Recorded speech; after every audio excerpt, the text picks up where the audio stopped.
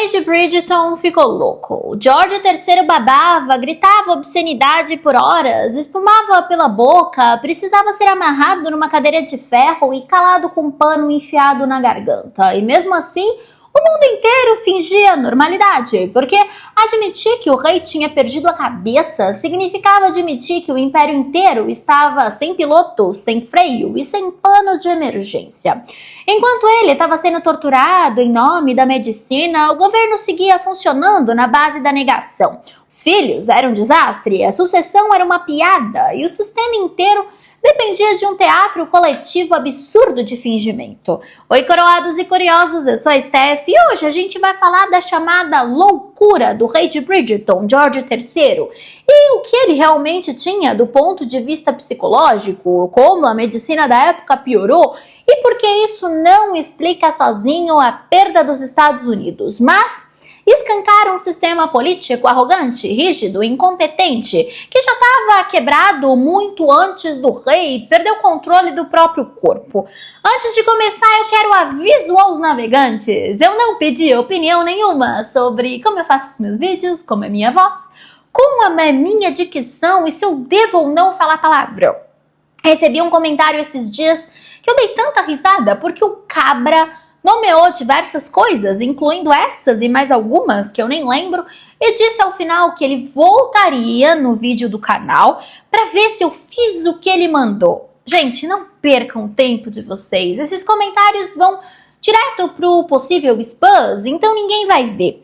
E aí o seu comentário vai ser deletado e você vai ser ocultado do canal. Ou seja, você vai continuar vendo as coisas, vai continuar trabalhando de graça para mim, mas vai falar sozinho. Resumo, ou você é bonzinho e sabe conviver em sociedade, e sabe que quando a pessoa não pergunta, ela não quer saber, ou você fica mudinho, por bem ou por mal. Enfim, bora pro vídeo. Primeiro, olha aqui pra mim, nos meus olhinhos, esquece Bridgerton. O que aconteceu com George III não é drama elegante, é colapso humano em tempo real. Os relatos da época descrevem um homem que babava, suava, espumava pela boca, entrava em crises de fala intermináveis, falando por 18, 19, 20 horas, sem parar, até a garganta sangrar e a voz sumir. Se fosse algo utilitário, já seria péssimo, mas era um lixo mental jorrando sem freio, vulgar, agressivo, sexualizado, desconexo.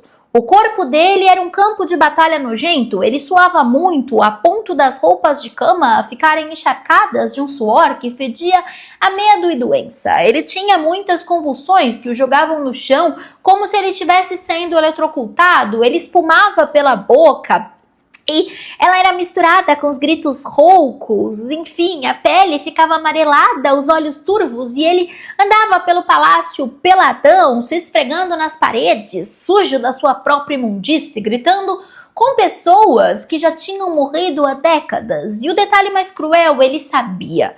No começo das crises, o George chorava, implorava, dizia que estava doente, que sentia a mente escorrendo pelo ralo.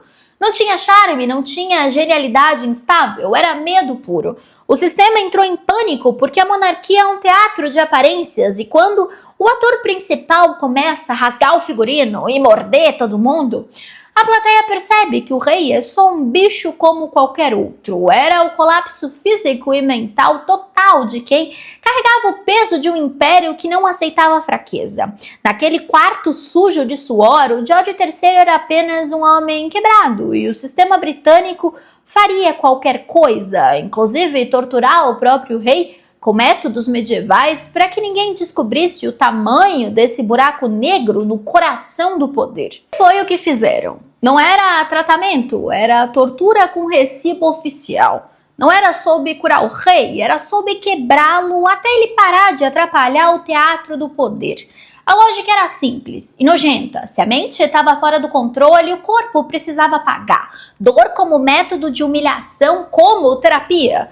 O sistema não queria sanidade, queria obediência silenciosa. O principal carrasco atendia pelo nome de Dr. Francis Willis, um sujeito que se vendia como domador de loucos e tratava o rei como um leão de circo. Se o George gritava, vinha camisa de força, apertada, até o ponto de quase não dar para respirar. O rei era jogado num canto, suando, lutando por ar, enquanto os médicos jantavam na sala do lado. Mas aí que vinha o requinte da perversidade. Eles usavam os remédios que eram passados direto na pele do rei, feito com inseto moído, inseto esmagado. Aquilo queimava a pele na hora, eles colavam isso nas pernas, nos braços e até na cabeça dele, que raspavam à força. Em poucas horas o corpo começava a encher de bolha enorme, cheia de pus. A ideia desses imbecis era que a loucura precisava sair do corpo, como se fosse um líquido podre escorrendo pela pele. O rei gritava de dor enquanto a pele dele era queimada viva e quando as bolhas estouravam, ninguém limpava. Ferida aberta fazia parte do tratamento. O quarto ficava tomado por cheiro de suor, carne queimada e infecção. Isso não era medicina, era tortura oficial com carimbo da coroa. Mas o trono definitivo do George nessa fase não era de ouro, era então a cadeira de contenção, ferro, madeira e correias de couro prendendo cada parte do corpo, cabeça imobilizada, pescoço travado. Ele ficava ali por horas, às vezes dias, incapaz de se mexer, obrigado a ficar na própria sujeira, com um pano enfiado na boca para não xingar.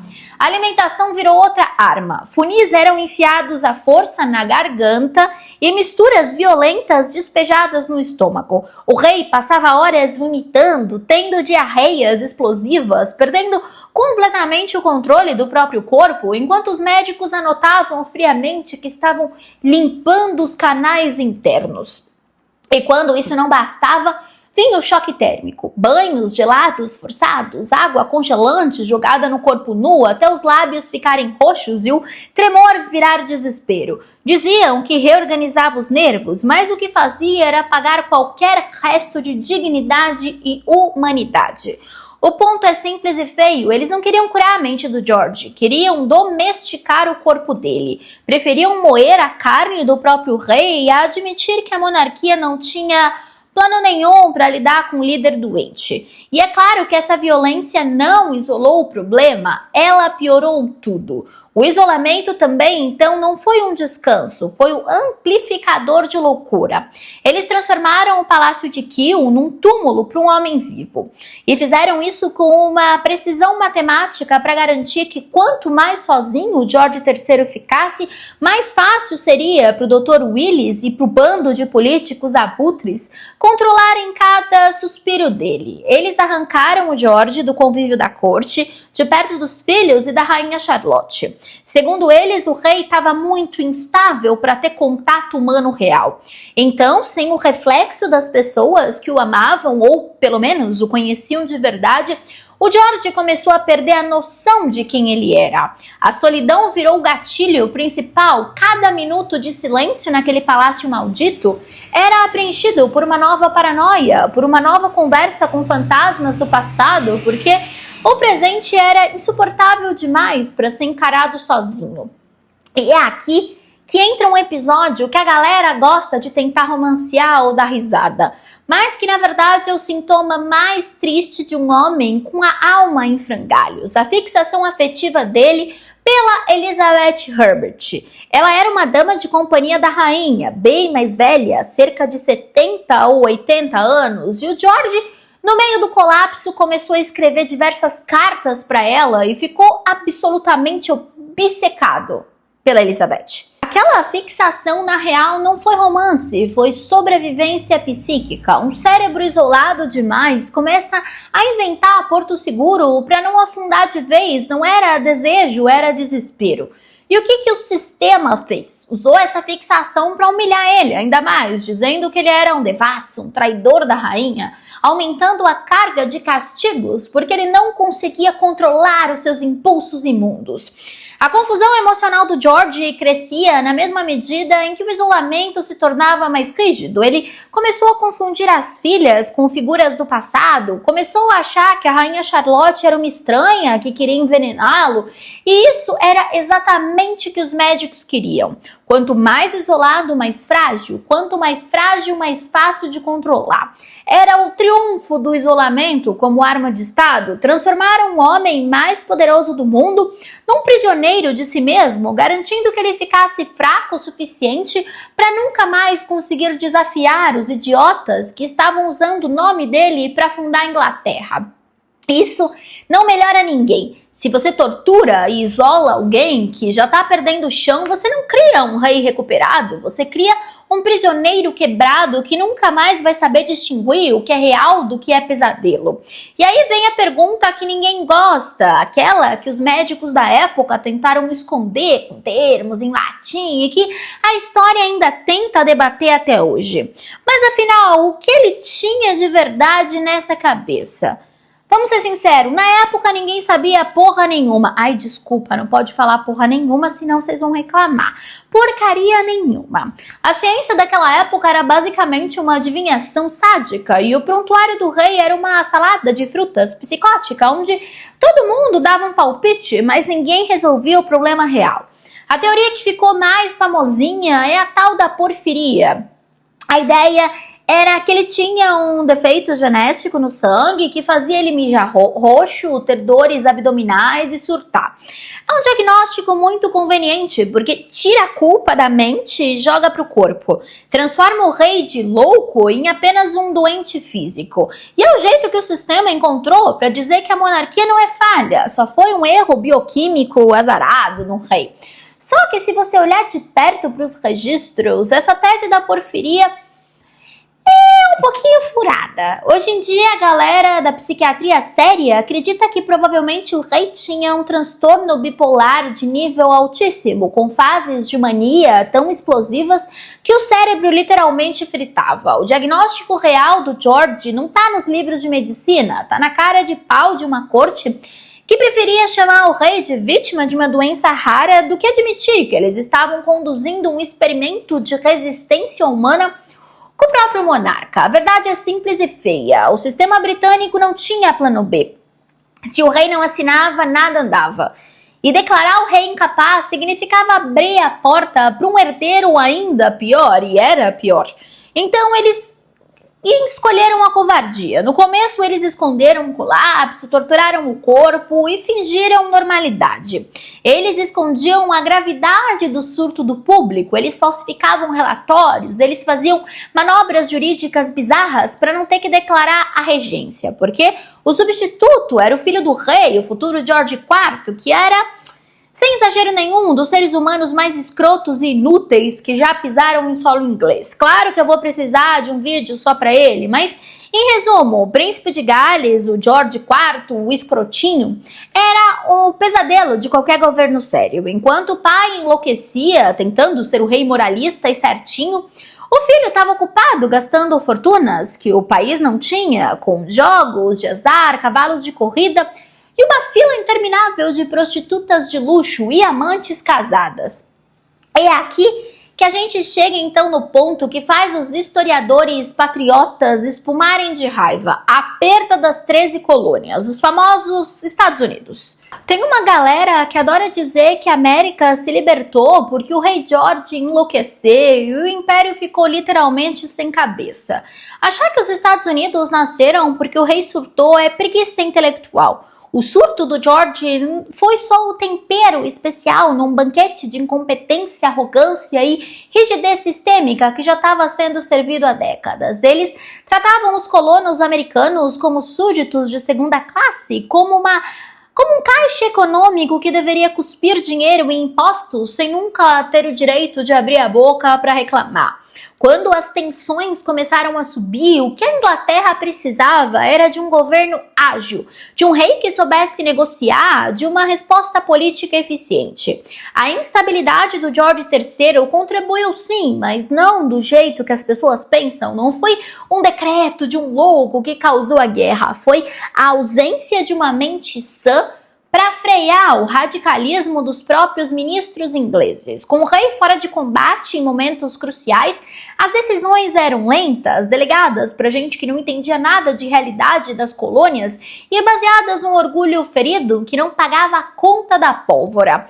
O governo inglês estava tão focado em esconder que o rei estava falando obscenidades no palácio que eles esqueceram de gerir a maior revolta da história deles. E enquanto isso, os americanos estavam lá organizando exércitos e escrevendo declarações de dependência com sangue nos olhos.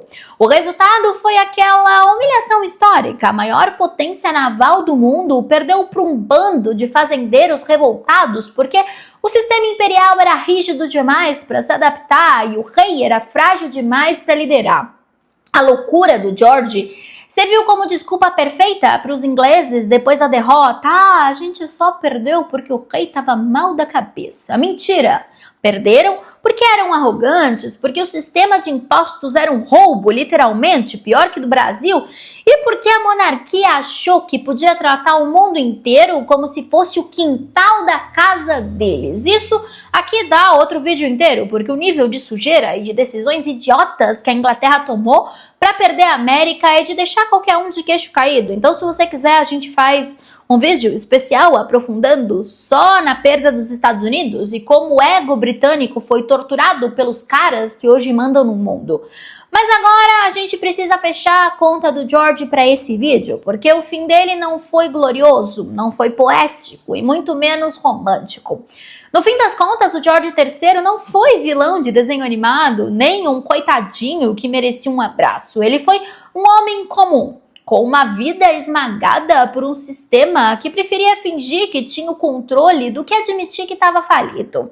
Ele passou seus últimos anos cego, surdo, completamente fora da realidade, vagando pelos corredores como um fantasma que todos queriam esquecer que ainda estava lá.